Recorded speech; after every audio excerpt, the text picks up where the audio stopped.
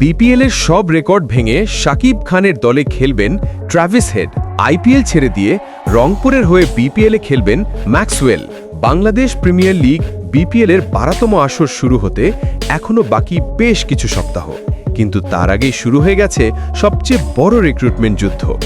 রংপুর বনাম ঢাকা, দুই দলের মাঝে চলছে হাড্ডাহাড্ডির টানটান লড়াই। কে সবচেয়ে বড় তারকাকে দলে টানতে পারে?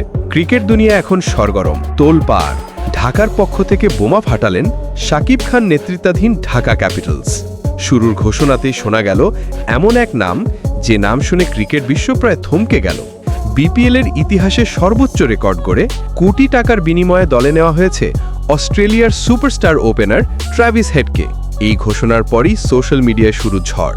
এবার ঢাকার ব্যাটিং লাইন আপ থামানো অসম্ভব, কিন্তু রংপুর রাইডার্সও পিছিয়ে নেই। ঢাকা যেখানে ট্র্যাভিস হেডকে দলে নিয়েছে, রংপুর সেখানে নিয়ে এলো তার সবচেয়ে ভয়ঙ্কর সতীর্থকে, অস্ট্রেলিয়ার the big show Glenn Maxwell. হ্যাঁ, ঠিকই শুনেছেন, ম্যাক্সওয়েল আইপিএলের চুক্তি ছেড়ে দিয়ে এইবার খেলবেন বিপিএলে রংপুর রাইডার্সের হয়ে। রংপুর দিয়েছে কোটি টাকার স্পেশাল অফার, আর সেই অফার গ্রহণ করেই ঢাকায় আসছেন বিশ্বের অন্যতম সেরা টি-20 অলরাউন্ডারটি। দুই দলের দুই অজি সুপারস্টার, একই মৌসুমে এত বড় দুই ক্রিকেটার, এ যেন পুরো বিপিএলকে নিয়ে গেল নতুন উচ্চতায়।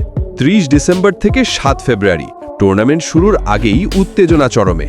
ক্রিকেট প্রেমীরা বলতেই শুরু করেছেন, এবারের বিপিএল হবে ইতিহাসের সবচেয়ে বড়, সবচেয়ে হাই ভোল্টেজ টুর্নামেন্ট।